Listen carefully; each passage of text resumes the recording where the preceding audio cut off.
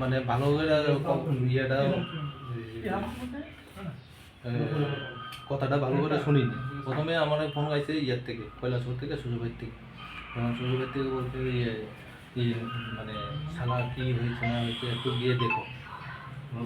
তারপরে গিয়েছে, আসে দেখি অবস্থা, অবস্থা দেখেছি। এখানে সকল কর্মচারী, ও এখানে ভাড়া থাকে। তারপরে একটা তো বলতে পারবি না কে কি করে হবে, কেমনি হয়েছে না করিনি। কেন লাইফে মানে লাইফে একটা ইয়ে ছিল, একটা মেয়ে ছিল, কথা বলে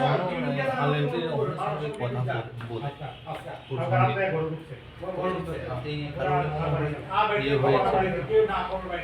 ওর নাম হলো সুমিত সিং, আর ওর বাড়ি হলো কৈলাসহর কামরাঙ্গাবে। ওর বাবার নাম নরোত্তম সিং।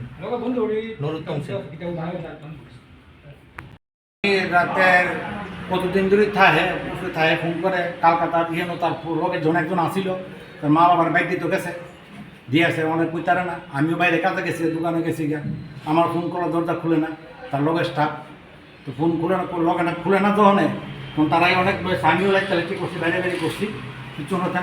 এখন তো ওই বাইরে দিয়ে গিয়া ঢিল দিয়ে গিয়া দেখছে দেখে কথাটা এই সুভাষটপ মলে, এই পুরোটাওয়ার মল,